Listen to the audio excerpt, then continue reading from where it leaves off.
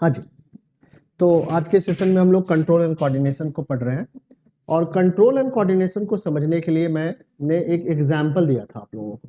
क्या दिया था कि एक XYZ कंपनी है और XYZ कंपनी में 3 डिपार्टमेंट है। एक प्रोडक्शन का डिपार्टमेंट है, एक आपका सेल्स एंड मार्केटिंग है, दूसरा HR डिपार्टमेंट है। तो इन तीनों ही डिपार्टमेंट में एक प्रॉपर कोऑर्डिनेशन होना चाहिए और किसको कब परफॉर्म करना है इसका भी एक प्रॉपर मैनर होगा, दैट इज कॉल्ड कंट्रोल। ठीक है ना, कि कैसे परफॉर्म करना है, कब करना है। ठीक है, तो मान लो कि सेल्स एंड मार्केटिंग टीम बहुत सारे प्रोडक्ट को सेल कर रही थी, उसमें से एक प्रोडक्ट का नेम था 1 2 3 और इसका डिमांड मार्केट में सबसे ज्यादा है। तो ये sales and marketing team production वाले को मैसेज करेगी कि मुझे 1 2 3 का प्रोडक्शन सबसे ज्यादा चाहिए क्योंकि इसकी डिमांड सबसे ज्यादा मार्केट में है। तो यहाँ पे जो इसका CEO होगा, जो HOD होगा, या कह सकते हैं कि जो कंपनी का मालिक होगा, वो प्रॉपरली तीनों ही डिपार्टमेंट में कोऑर्डिनेशन चाहेगा। अगर ये डिमांड को बोल रहा है कि 1 2 3 को आप प्रोडक्शन को बढ़ाओ और ये प्रोडक्शन को नहीं बढ़ाए तो ये डिमांड फुलफिल ही नहीं हो पाएगा और कंपनी कभी भी प्रॉफिटेबल नहीं हो पाएगी। सो बेसिकली यहाँ पे क्या करेगा कि XYZ जो कंपनी का CEO है, ये सारी चीजों को कंट्रोल करेगा और इन सब में कोऑर्डिनेशन जमाने का ट्राई करेगा। अब जैसे प्रोडक्शन टीम प्रोडक्शन को बढ़ाने का ट्राई कर रही है बट फिर भी प्रोडक्शन नहीं बढ़ रहा है, तो हो सकता है मैन पावर की कमी हो। तो प्रोडक्शन क्या करेगा, HR वाले को इन्फॉर्म करेगा कि हमें इस तरीके के बंदे को रिक्रूटमेंट करना है जिसको 1 2 3 टाइप के प्रोडक्ट को बनाने का एक्सपीरियंस हो। अब ये HR टीम इंटरव्यू लेगी और ऐसे बंदे सेलेक्ट करके प्रोडक्शन वाली टीम को दे देगी। तो प्रोडक्शन वाली टीम प्रोडक्शन करके सेल्स एंड मार्केटिंग टीम को दे देगा और इस तरीके से ये प्रॉपरली ये पूरा कंपनी फंक्शन करेगा। तो इसी तरीके का कंट्रोल एंड कोऑर्डिनेशन हर एक लिविंग ऑर्गेनिजम्स में होता है, क्योंकि हर एक लिविंग ऑर्गेनिजम्स को भी कुछ ना कुछ फंक्शंस करना है, कुछ ना कुछ रिस्पॉन्ड जनरेट करना है। तो इसी के बारे में हम लोग आज के ड्यूरेशंस में डिटेल में स्टडी करने वाले हैं। ठीक है, सो कह रहा है यहाँ पे पहला जो पॉइंट है, कह रहा है कि ऑल द लिविंग ऑर्गेनिज्म, जो भी लिविंग ऑर्गेनिज्म है, respond and react to change in the environment around it. हर एक लिविंग ऑर्गेनिज्म एनवायरनमेंट में जो भी चेंजेस हो रहे हैं उसके अगेंस्ट में क्या करता है, रिस्पॉन्ड करता है कि नहीं करता है। अगर यहाँ पे आग लग जाए तो आप भाग खड़े होगे, तो ये आपका रिस्पॉन्स है। सो हर एक इन्वायरमेंटल चेंज के अकॉर्डिंगली हर एक लिविंग ऑर्गेनिज्म कुछ ना कुछ रिस्पॉन्ड एंड रिएक्ट करेगा। अब जो इन्वायरमेंटल चेंज के अगेंस्ट में लिविंग ऑर्गेनिज्म रिएक्ट करता है या रिस्पॉन्ड करता है, उस चेंज को हम लोग स्टिमुली कहते हैं। क्या कहते हैं, stimuli. So stimuli is the change in environment against which living organism respond और रिएक्ट। ठीक है, जैसे लाइट हो गया, हीट हो गया, कोल्ड हो गया, साउंड हो गया, स्मेल हो गया, टच हो गया। ये सारे क्या है, चेंजेस इन द एनवायरनमेंट है और इसके अगेंस्ट में हर एक लिविंग ऑर्गेनिज्म क्या करता है, रिस्पॉन्ड करता है। जैसे सनलाइट के तरफ ही प्लांट्स के ब्रांचेस का क्या होता है, डेवलपमेंट होता है। ठीक है, रूट्स का डेवलपमेंट किधर होता है, सॉइल के तरफ में होता है। इसी तरीके से हम लोग भी अगर कहीं पे लाउडी प्लेस है, बहुत ज्यादा साउंड है, तो हम लोग अपने ईयर्स को क्या कर लेते हैं, क्लोज कर लेते हैं। ठीक है, कि कहीं पे म्यूजिकल इंस्ट्रूमेंट बज रहा है तो हम लोग सुनना चाहते हैं। तो ये सारे रिस्पॉन्ड हम लोग क्यों कर पा रहे हैं, due to the change in environment. जो इन्वायरमेंट में चेंज है उसके अगेंस्ट में हमारा ये रिस्पॉन्स है और इसी चेंज को हम लोग स्टेमुली कहते हैं। अब जो स्टेमुली है उसके अगेंस्ट में हर एक प्लांट और एनिमल रिस्पॉन्ड करता है। सिर्फ और सिर्फ एनिमल ही रिस्पॉन्ड नहीं करता है। जैसे गली के कुत्ते दिवाली के दिन में क्या हो जाते हैं, भाग जाते हैं। क्यों भाग जाते हैं, क्योंकि वो साउंड को, उतने हाई फ्रीक्वेंसी के साउंड को वो टॉलरेट नहीं कर सकते। दिवाली के दिन में देखते हो हम लोग क्रैकर्स जब छोड़ते हैं, पटाखे जब छोड़ते हैं, तो गली में जितने भी डॉग्स होते हैं वो देखते हो दूर चले जाते हैं कहीं, जहाँ पे साउंड, क्योंकि उसके साउंड के अगेंस्ट में वो क्या कर रहे हैं, रिस्पॉन्स कर रहे हैं, क्योंकि उस साउंड को वो टॉलरेट नहीं कर सकते। इसी तरीके से सिर्फ एनिमल ही रिस्पॉन्ड नहीं करते हैं, प्लांट्स भी रिस्पॉन्ड करते हैं। ठीक है, तो एनिमल और प्लांट्स दोनों ही स्टेमुली के अगेंस्ट में रिस्पॉन्स करते हैं। ठीक है, अब क्या है, सबसे पहले हमें पढ़ना है control and coordination in animals. Animals के अंदर में कैसे कंट्रोल एंड कोऑर्डिनेशन होता है। और एनिमल्स के कैटेगरी में हम लोग भी आते हैं। ह्यूमन बीइंग भी क्या है, एनिमल की ही कैटेगरी में आएगा। सो किसी भी एनिमल के अंदर में जो कंट्रोल एंड कोऑर्डिनेशन है वो दो सिस्टम के कारण हो पाता है, एक है नर्वस सिस्टम और दूसरा है इंडोक्राइन सिस्टम।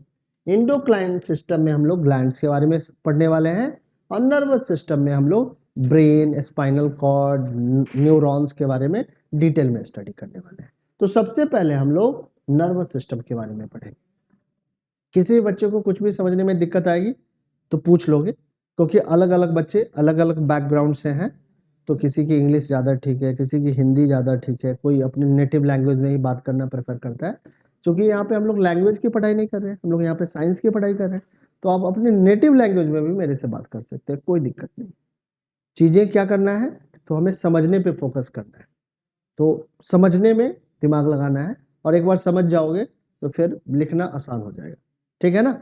तो आराम आराम से सुनो लेक्चर को और समझने पे ध्यान दो, ठीक है।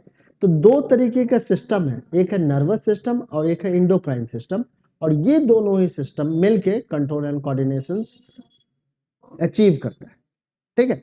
तो सबसे पहले हम लोग नर्वस सिस्टम के बारे में डिटेल में पढ़ने वाले हैं, ठीक है।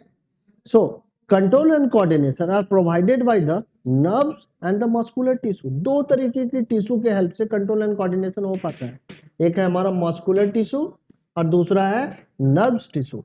नर्व टिश्यू के बारे में भी हम लोगों ने 9th क्लास में पढ़ा था, जिसमें हम लोग ने न्यूरॉन के बारे में पढ़ा था।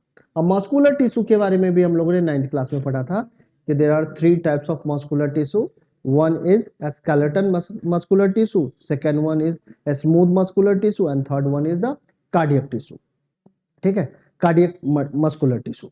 सो बेसिकली हमारा जो रिस्पॉन्स है या किसी भी एनिमल का जो भी रिस्पॉन्स है या कंट्रोल एंड कोऑर्डिनेशन है वो किसके थ्रू अचीव हो पाता है, तो एक होगा नर्व टिश्यू और दूसरा है मस्कुलर टिश्यू। समझ में आया। Nerve tissue is made up of an organized network of nerve cells और न्यूरॉन्स। और नर्व टिश्यूज किससे मिलके बने हुए हैं, तो न्यूरॉन से मिलके बने हुए हैं, ये नर्व सेल से मिलके बने हुए हैं, जिसके बारे में 9th क्लास में हम लोगों ने पढ़ रखा है, ठीक है। Is the specialised for conducting information via electrical impulses from one part of the body to another. और यही न्यूरॉन किसी भी मैसेज को, किसी भी इंफॉर्मेशन को हमारे बॉडी के एक पार्ट से दूसरे पार्ट तक भेजने में क्या करता है, हेल्प करता है, ठीक है। किसी भी चीज को हम लोगों ने देखा तो देखने से या सुनने से या स्मेल से इंफॉर्मेशन गैदर हुआ और ये इंफॉर्मेशन हमारे ब्रेन तक ट्रेवल करते हुआ पहुंचा। ब्रेन ने एक डिसीजन लिया और उस डिसीजन के अगेंस्ट में हमारा मसल्स ने किया, क्या एक्ट किया, क्योंकि हमारे शरीर में जो भी मूवमेंट है वो किसके कारण है, मसल्स के कारण है। तो मसल्स पे इफेक्ट पड़ेगा तो मसल्स हमें क्या करेगा, या तो मूव करवा देगा या कहेगा हाँ बैठे रहो। जैसे बैठ के आप अभी आसानी से इस लेक्चर को सुन पा रहे हो, क्योंकि तुम्हारा ब्रेन इसी तरीके से तुमको मैसेज कर रहा है, तुमको रिस्पॉन्ड करने को बोल रहा है, इसलिए तुम ऐसा कर रहे हो, ठीक है। बट यहीं पे आग लग जाए तो आप भाग खड़े होगे, मैं भी भाग खड़ा होगा, क्योंकि हमारा ब्रेन बोलेगा कि भैया भागो नहीं तो जल जाओगे, ठीक है ना।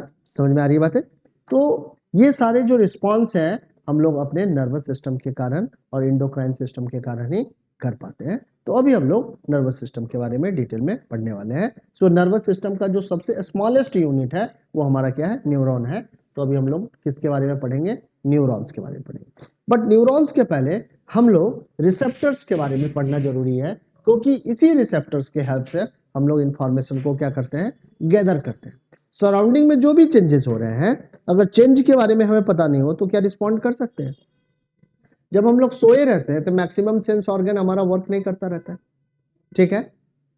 तो अगर उस समय आग लग जाए तो हमें तुरंत पता चलेगा क्या, जल्दी नहीं पता चलेगा। स्किन हमारा थर्मो रिसेप्टर है, स्किन भी हमारा क्या है, रिसेप्टर है जो इंफॉर्मेशन को गैदर करता है। तो पहले आग लगेगा, फिर आग बढ़ेगा, फिर हो सकता है स्किन हीट को डिटेक्ट करे और फिर तुम जग के भागो, ठीक है। बट यहाँ पे तुम जगे हुए हो तो तुम्हारा सारा सेंस ऑर्गन क्या है, फंक्शनल है।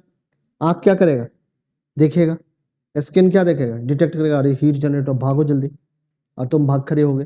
तो ये सारा पूरा प्रॉपर रिस्पॉन्ड किस तरीके से जनरेट हो पा रहा है। तो सबसे पहला तो रिस्पॉन्सिबिलिटी रिसेप्टर्स का ही है, जो इंफॉर्मेशन को क्या करेगा, गैदर करके तुम्हारे ब्रेन तक भेजेगा, फिर तो तुम रिस्पॉन्ड करोगे। अगर यहाँ पे एक अंधा आदमी बैठा हुआ है, ठीक है, और आग लग जाए तो क्या वो भाग कर होगा? उससे पहले तुम भाग करे होगे। क्यों? क्योंकि तुमने आंखों से देख के आपके रिसेप्टर के हेल्प से आपने इंफॉर्मेशन को गैदर कर लिया, और उस बेचारे का एक रिसेप्टर तो वर्क ही नहीं कर रहा था, तो उसके पास इंफॉर्मेशन ही नहीं था। ठीक है, सो बेसिकली रिसेप्टर्स से हम लोग क्या करते हैं? इंफॉर्मेशन को गैदर करते हैं। क्या है रिसेप्टर? तो receptors are the specialised tips of some nerve cells that detect the information from the environment. These receptors located in our sense organ. ये receptors कहाँ पे होते हैं? तो हमारे sense organ में अवेलेबल होते हैं, और ये रिसेप्टर्स इंफॉर्मेशन को क्या करते हैं? गैदर करते हैं। तो हमारा पहला सेंस ऑर्गन है ईयर। ईयर के अंदर में कौन सा रिसेप्टर्स है? तो फोनो रिसेप्टर्स है। कौन सा रिसेप्टर है? फोनो रिसेप्टर्स है, जो कि साउंड को डिटेक्ट करते हैं। साउंड का मतलब फोनो भी होता है। ठीक है, सो फोनो रिसेप्टर्स क्या कर लेगा? साउंड को डिटेक्ट करेगा, और ये रिसेप्टर्स कहाँ पे अवेलेबल है? तो हमारे ईयर सेंस ऑर्गन में अवेलेबल है। ठीक है, इससे हम लोग किसी चीज को सुन पाते हैं। आई में भी रिसेप्टर्स है। कौन सा रिसेप्टर है? तो फोटो रिसेप्टर्स है।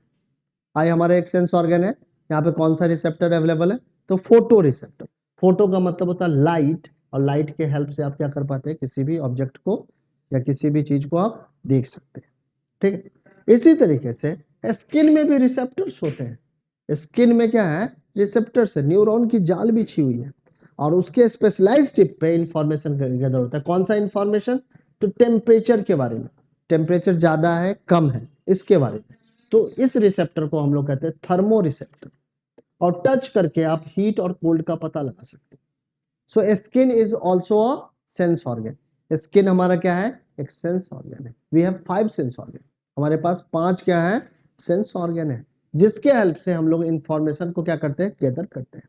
क्योंकि इंफॉर्मेशन जब तक गैदर नहीं होगा, तब तक किस तरीके से आप प्रॉपर रिस्पॉन्स जनरेट कर पाओगे? रिस्पॉन्स तभी तो अच्छा होगा ना, जब पूरा इंफॉर्मेशन हो।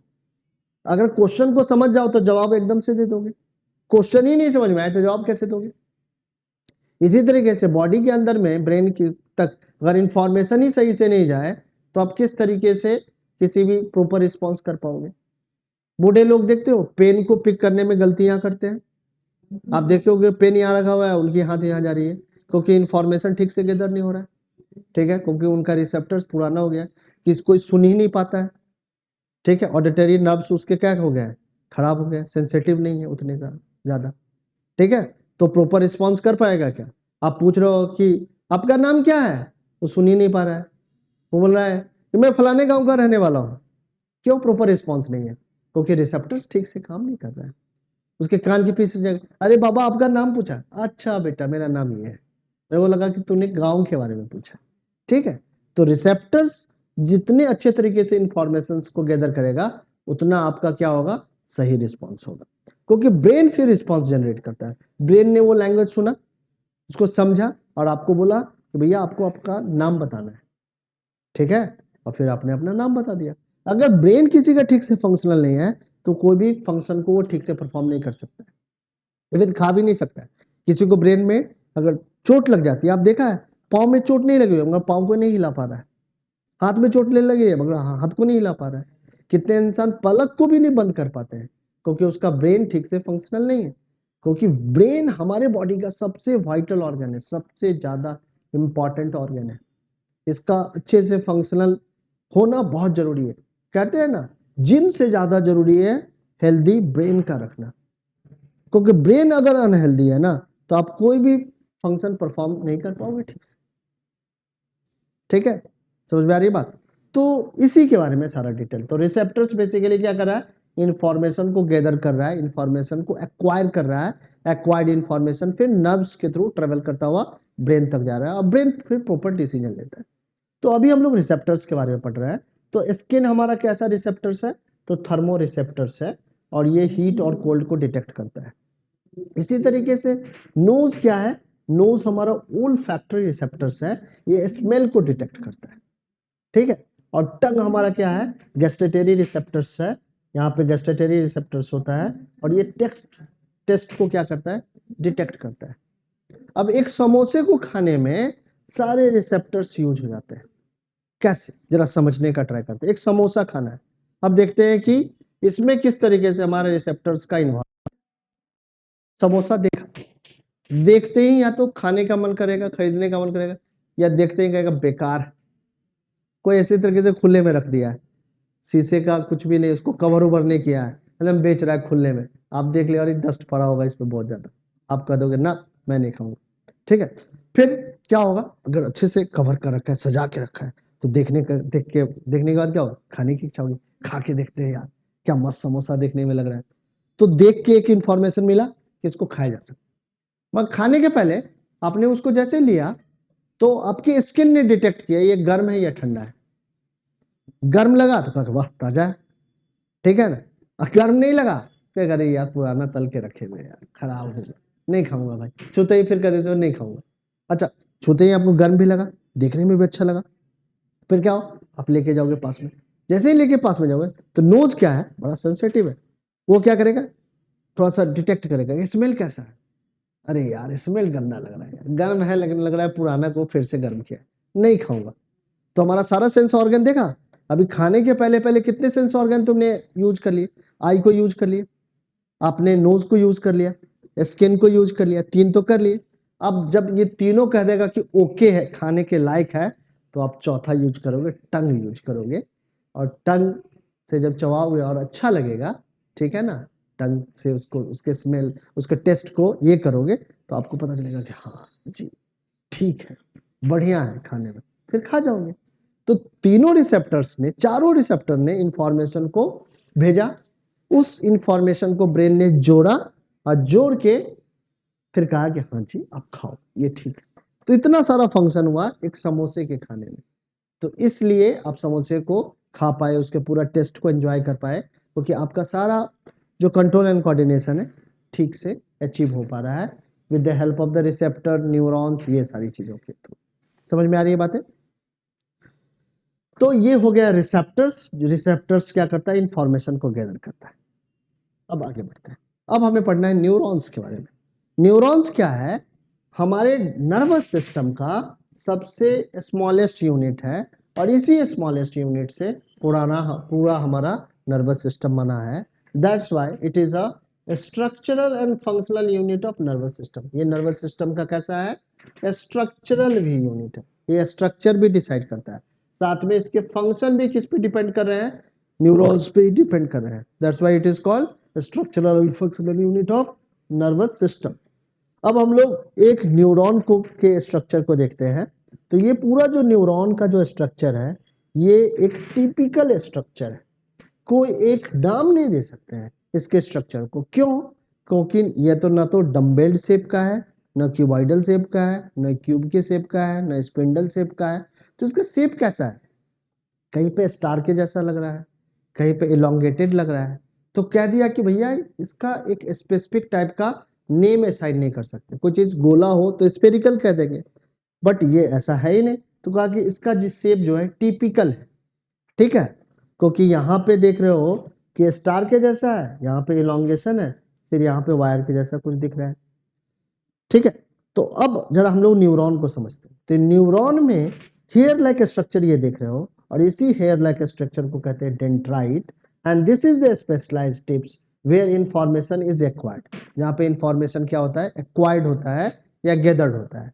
तो इंफॉर्मेशन कहाँ पे डिटेक्ट होता है, सबसे पहले डेंड्राइट पे। समझ में आया। सो डेंड्राइट एक्वायर्स इंफॉर्मेशन। डेंड्राइट क्या करता है, इंफॉर्मेशन को एक्वायर करता है, ठीक है। अब इंफॉर्मेशन एक्वायर हुआ, बट ये इंफॉर्मेशन किस फॉर्म में एक्वायर होता है, तो ये इंफॉर्मेशन केमिकल इंपल्स के फॉर्म में एक्वायर होता है। किस फॉर्म में, केमिकल इंपल्स। अब केमिकल इंपल्स के फॉर्म में इंफॉर्मेशन ट्रेवल करे ना, तो इसमें टाइम लग जाता है। तो ये डेंड्राइट से जैसे ही इंफॉर्मेशन ट्रेवल स्टार्ट करता है होना, तो ये केमिकल इंपल्स कन्वर्ट हो जाता है इलेक्ट्रिकल इंपल्स में, क्योंकि इलेक्ट्रिकल फॉर्म में कोई भी इंफॉर्मेशन क्या होता है, बहुत तेजी से ट्रेवल करता है। सो सेल बॉडी से होता हुआ, एक्सॉन से होता हुआ नर्व एंडिंग तक, ये जो इंफॉर्मेशन है किस फॉर्म में ट्रेवल करेगा, तो इलेक्ट्रिकल इंपल्स के फॉर्म में ट्रेवल करेगा, ठीक है। समझ में आया। अब क्या है कि यहाँ पे जहाँ पे नर्व एंडिंग है, या कह सकते हैं जहाँ पे एक्सॉन टर्मिनल है, यहीं पे आपके दूसरे न्यूरॉन का डेंड्राइट होगा। दूसरे न्यूरॉन का क्या होगा, डेंड्राइट होगा। इस इलेक्ट्रिकल इंपल्स के कारण दूसरे न्यूरॉन के डेंड्राइट पे फिर से केमिकल चेंज होगा और इंफॉर्मेशन फिर से जो गैदर होगा वो किस फॉर्म में होगा, केमिकल इंपल्स के ही फॉर्म में होगा। But dendrite once again convert the chemical impulse into the electrical impulse.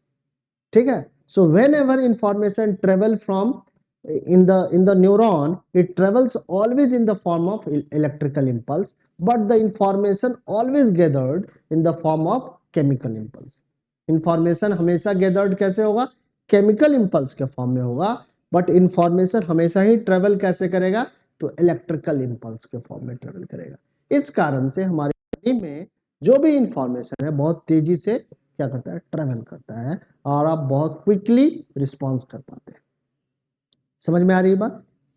Dendrite के बारे में समझ में आ गया। सेल बॉडी के बारे में देखो, cell body acquired information travels as an electrical impulse. फिर है एक्सॉन, एक्सॉन के बारे में क्या लिखा है, longest fibre on the cell body is called axon, it transmits electrical impulse from the cell body to the dendrite of the next neuron. ठीक है, अब एक वर्ड है साइनेप्स, ये बड़ा ही इंपॉर्टेंट वर्ड है। So synapse is the junction, synapse is the junction where the nerve ending of one dendrite interact with the dendrite of the other neuron। मैं क्या कह रहा हूं कि ये जो आपका साइनेप्स है ये एक जंक्शन है जहां पे एक न्यूरॉन का नर्व एंडिंग, ठीक है, या एक्सॉन टर्मिनल दूसरे न्यूरॉन के डेंड्राइट के साथ क्या करता है, इंटरेक्ट करता है, और इसी जंक्शन को, इसी गैप को हम लोग साइनेप्स कहते हैं। So synapse is the gap between the nerve ending of one neuron and dendrite of the other neuron. ठीक है, एक न्यूरॉन का नर्व एंडिंग और दूसरे न्यूरॉन का डेंड्राइट जहां पे इंटरेक्ट कर रहा है, उसी गैप को, उसी जगह को हम लोग क्या कहते हैं, साइनेप्स कहते हैं।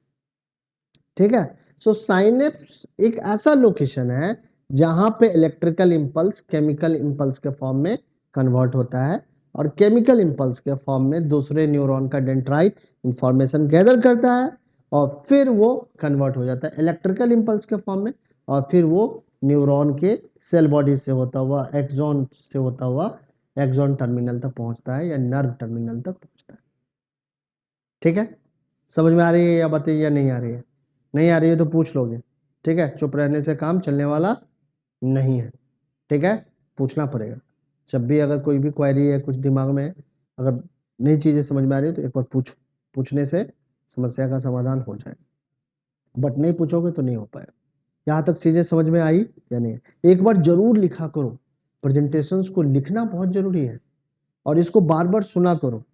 जो श्रीवास्तव क्लासेस का यूट्यूब चैनल है उस पर चले जाओ, इसी चीज को सुनो ना एक दो बार और फिर लिखो, सुनो लिखो, सुनो लिखो, और फिर क्वेश्चन आंसर्स करो। फिर उसमें दिक्कत है तो फिर से मेरे से डिस्कस करो। एक बार तो मैं क्वेश्चन आंसर करवाऊंगा ही, बताऊंगा ही हर एक क्वेश्चन का जवाब कैसे लिखना है, क्या करना है। ठीक है, उसको भी जाके सुनो, और फिर भी नहीं समझ रहा है फिर से पूछो। यानी कि ये सारे जो मेथड्स हमने लगाए हैं कि एक बार आपको इंटरेक्टिव पैनल पे पढ़ाया, वो जो कंटेंट पढ़ाया उसको रिकॉर्ड भी कर लिया, फिर आप भी को भी बोला कि एक बार जाके पेशेंसफुली उसको सुनो। सबका पर्पस ये है कि आपकी पढ़ाई अच्छी हो। ठीक है, एक्सॉन क्या है, एक्सॉन एक क्या है, फाइबर है यहां से लेके यहां तक, जिसके थ्रू इंफॉर्मेशन ट्रेवल होता है। लिखा हुआ है ना, axon longest fibre on the cell body, cell body से और नर्व एंडिंग के बीच में आपका एक देख एक पाथवे है, और इसी पाथवे को एक्सॉन कहते हैं, जिसके थ्रू इंफॉर्मेशन ट्रेवल करता हुआ दूसरे न्यूरॉन के डेंड्राइट तक जाएगा। ठीक है, एक जाल होता है हमारे पूरे शरीर में, न्यूरॉन का जाल बिछा हुआ है। जिस तरीके से आप देखते हो बाहर में ऑप्टिकल फाइबर का जाल बिछा हुआ है इंटरनेट के लिए, ठीक है ना, और इसी के थ्रू हर एक इंफॉर्मेशन एक सिस्टम से दूसरे सिस्टम तक जा रहा है। मोबाइल में नेटवर्क काम कर रहा है, इंफॉर्मेशन ट्रेवल करके मोबाइल तक आ रहा है। आपके मोबाइल का इंटरनेट डिस्कनेक्ट कर दो, अब मोबाइल रखोगे? कितना देर तक रखोगे, जरा ये देख लेना। 1 मिनट नहीं रखोगे, तुरंत कहोगे बेकार का चीज। इंटरकनेक्ट हो गया, इंटरनेट लग गया, अरे वाह पापा ये हमेशा हमें मेरे पास ही छोड़ दो, ये बहुत अच्छा है। क्यों? क्योंकि दोस्त से कनेक्ट हो रहा है, गेम खेल रहे हो, ये कर रहे हो, वो कर रहे हो, दिस कर रहे हो, दैट कर रहे हो, बट इंटरनेट गायब हो जाए, क्योंकि इंटरनेट बंद कर दे तो ले बहुत अच्छा मोबाइल ले ले तू, बट इंटरनेट कनेक्शन नहीं दूंगा, क्या तुम लोगे मोबाइल? कहोगे 10,000 का दे दो बट इंटरनेट चाहिए उसमें, ठीक है, क्योंकि इंटरनेट के हेल्प से इंफॉर्मेशन आता है और उसी इंफॉर्मेशन के कारण मोबाइल इतना पॉपुलर है, अदरवाइज कुछ नहीं है। हमारा बॉडी भी क्या करता है, इसी इंफॉर्मेशन के कारण सही रिस्पॉन्स ले पाता है, और इसके लिए कौन रिस्पॉन्सिबल है? हमारा नर्वस सिस्टम है, और ये नर्वस सिस्टम किससे बना हुआ है? तो न्यूरॉन से मिलकर बना हुआ है। समझ में आई बात है? ठीक है, तो न्यूरॉन्स के बारे में समझ में आ गया सारे बच्चों को। न्यूरॉन्स सबसे स्मॉलेस्ट यूनिट है हमारे नर्वस सिस्टम का, इसको स्ट्रक्चरल एंड फंक्शनल यूनिट भी बोला गया है। क्यों? क्योंकि हमारे नर्वस सिस्टम का स्ट्रक्चर इसी पे डिपेंड करता है और इसका फंक्शन भी इसी पे डिपेंड करता है। एक न्यूरॉन की बनावट को देखें तो एक न्यूरॉन का बनावट टिपिकल है, इसमें कहीं पे हेयर लाइक स्ट्रक्चर है, कहीं पे इलोंगेशन है, ठीक है ना। तो जो न्यूरॉन का हेयर लाइक स्ट्रक्चर है उसको हम लोग डेंड्राइट कहते हैं। डेंड्राइट के बाद सेल बॉडी है, सेल बॉडी के बाद एक इंफॉर्मेशन को ट्रेवल करने के लिए लॉन्गेस्ट फाइबर है, इसको, हाँ पूरे बॉडी में न्यूरॉन है। अगर पूरे बॉडी में अगर न्यूरॉन नहीं होता तो यहाँ पे अगर मैं पिन चुभोता तो आपको दर्द का एहसास होता? नहीं होता। आपको यहाँ पे मैं आपके नर्वस सिस्टम को ब्लॉक कर दूं और ऑपरेशन करूं, आपको दर्द होता है? नहीं होता है, क्योंकि न्यूरॉन्स को इंफॉर्मेशन गैदर करने से मैंने रोक रखा है, या गैदर्ड इंफॉर्मेशन को ब्रेन तक जाने से रोक रखा है। इसीलिए यहाँ पे कट कर रहा हूं, आप देख भी रहे हो कि काट रहा है, बट आपके नर्वस सिस्टम को मैंने क्या किया है? रोक दे रखा है, इन्फॉर्म ब्लॉक कर रखा है। हाँ, हमारा पूरे बॉडी में न्यूरॉन बिछा हुआ है, न्यूरॉन है हर एक जगह पे, स्किन के एक एक पॉइंट पे न्यूरॉन अवेलेबल है। न्यूरॉन इंफॉर्मेशन को गैदर किया और वो गैदर्ड इंफॉर्मेशन पहले तो केमिकल इंपल्स के फॉर्म में गैदर हुआ, क्योंकि कुछ भी बदलाव होता है ना तो हमारे स्किन पे या हमारे टिश्यू के केमिकल में बदलाव होता है। अब जैसे ही केमिकल में बदलाव आया तो वो हमारा न्यूरॉन उसको डिटेक्ट कर लिया। अब वो बदलाव इलेक्ट्रिकल, पहले तो केमिकल इंपल्स के फॉर्म में था, केमिकल चेंज के फॉर्म में था, अब उसको इलेक्ट्रिकल इंपल्स के फॉर्म में कन्वर्ट कर दिया। क्यों? क्योंकि इलेक्ट्रिकल इंपल्स बहुत तेजी से मूव करता है और केमिकल इंपल्स क्या हुआ, धीरे धीरे धीरे धीरे रिस्क कर जाएगा, ठीक है। तो एक इंफॉर्मेशन को यहाँ से ब्रेन तक पहुंचने में बहुत समय लग जाएगा, तब तक में तो आपका हाथ जल के राख हो जाएगा। आपको क्या करना है, मिली सेकेंड में इंफॉर्मेशन जाना है और तुरंत रिस्पॉन्ड करना है। तुरंत रिस्पॉन्ड कब कर पाओगे? तो बहुत तेजी से इंफॉर्मेशन ट्रेवल करे और बहुत तेजी से फिर आप रिस्पॉन्स कर पाओगे। ये सब कुछ इंफॉर्मेशन के ट्रेवलिंग पे ही तो डिपेंड करता है, नहीं करता है? समझ में आ रहा है बात? ठीक है, क्योंकि हमारा जो पूरा सिस्टम है, जो पूरा हमारा बॉडी है, बहुत ज्यादा कॉम्प्लेक्स है। अगर हिंदुस्तान के जैसा एक बड़ा कंट्री है तो इस कंट्री में जो इंफॉर्मेशन का ट्रांसमिशन होना चाहिए बहुत तेजी से होना चाहिए, नहीं तो यहाँ पे कोई चीज हो रहा है दिल्ली में, केरला वालों को पता ही नहीं चलेगा। अब पहले तो ऐसा ही होता था, जब हमारा टेलीफोन का जमाना नहीं था, जब लैपटॉप का जमाना नहीं था, जब नेटवर्क का जमाना नहीं था, तो क्या तमिलनाडु में हो रहा है दिल्ली में पता नहीं चलता। तमिलनाडु में बारिश हो रही है, दिल्ली में पता नहीं है। दिल्ली में क्या, दिल्ली में क्या हो रहा है, ये तमिलनाडु वाले आदमी को पता नहीं है। बट आज लोग फ्रैक्शन ऑफ सेकंड में इंफॉर्मेशन को एक जगह से दूसरी जगह पे भेज देते हैं, क्योंकि हमारे पास है ऐसा टेक्नोलॉजी। उसी तरीके का टेक्नोलॉजी हमारे शरीर के भी अंदर में है और ये फ्रैक्शन ऑफ सेकंड में ही इंफॉर्मेशन को एक जगह से दूसरी जगह भेजता है और इस कारण से हम लोग प्रॉपर रिस्पॉन्स कर पाते हैं। अब दुश्मन आ गया बॉर्डर पे, अब वहां से अगर इंफॉर्मेशन दिल्ली से नहीं आएगा, दिल्ली तक नहीं आएगा, तो कैसे डिसीजन लेंगे? रोकना है, मारना है, पीटना है, क्या करना है? ठीक है, तो इंफॉर्मेशन, अब एक बंदा वहां से घोड़ा से चल के आए, यहाँ पे पहुंचे दिल्ली में राजा के पास कि राजा साहब क्या करना है, तब तो दुश्मन आके खत्म कर देगा। तो अब ऐसा नहीं होता, पहले ऐसे ही होता था ना, दुर्ग से किले पे कोई खड़ा होता था, एकदम पहाड़ पे किला बना देते थे। क्यों? क्योंकि वहां से दूर तक दिखता था, ऐसा कि रात दिन एक चौकीदार बैठा होता था और जैसे ही दुश्मन का सैनिक देखा आ रहा है, दौड़ के गया।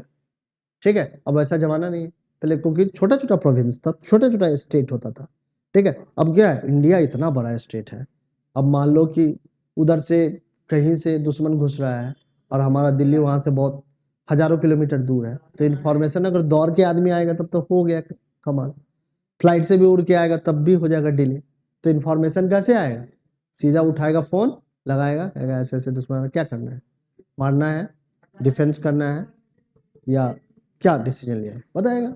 यहाँ का ब्यूरोक्रेट्स बैठ के नहीं ऐसे करो, ये करो, वो करो, फिर प्रॉपर डिसीजन ले पाएंगे।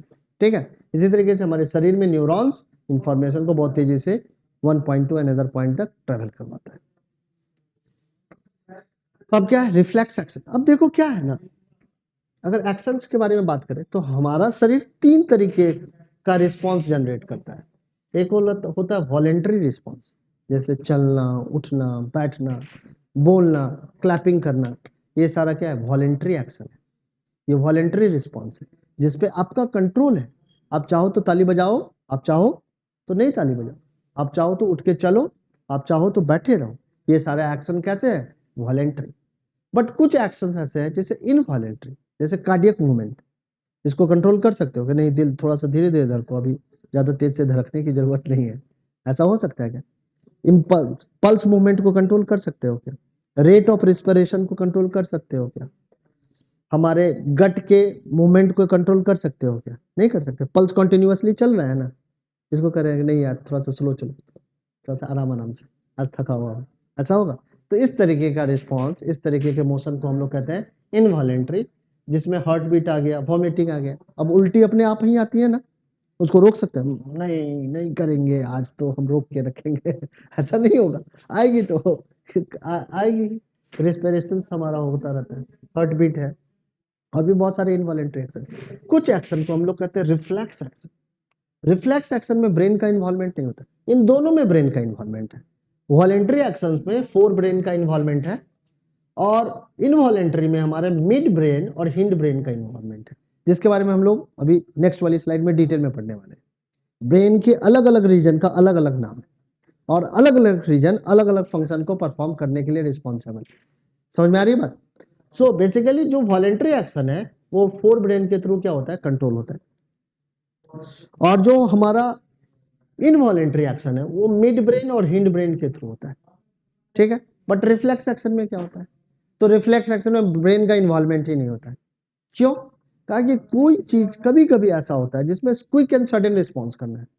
जैसे दुश्मन एकदम गेट तक आ गया, अब फोन लगाने का भी वक्त नहीं है कि फोन लगा के पूछे कि सर क्या करना है। तो दुश्मन अगर तुम्हारे पास गोली ताने हुए है तो क्या करोगे? तुम भी गोली चला दो।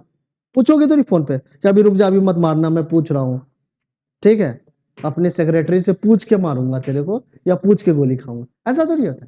उस समय तो जो तुमको मार रहा है उसके अगेंस्ट में तुम कुछ ना कुछ एक्शन करोगे, और इसी एक्शन को कहते हैं रिफ्लेक्स एक्शन, जिसमें ब्रेन का कोई भी इन्वॉल्वमेंट नहीं है।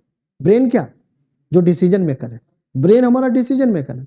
कहा कि ब्रेन अगर कोई रिफ्लेक्सली कोई किसी मोमेंट में हमें एक्ट करना है, जैसे तवे पे हमारा हाथ पड़ गया, उसमें ब्रेन का इन्वॉल्वमेंट नहीं होता, फटाक से हमारा हाथ उठ जाता है, स्पाइनल कॉर्ड ही वो काम कर देता है। तो इस तरीके के एक्शन को हम लोग कहते हैं रिफ्लेक्स एक्शन, जिसमें ब्रेन का कोई भी इन्वॉल्वमेंट नहीं होता है।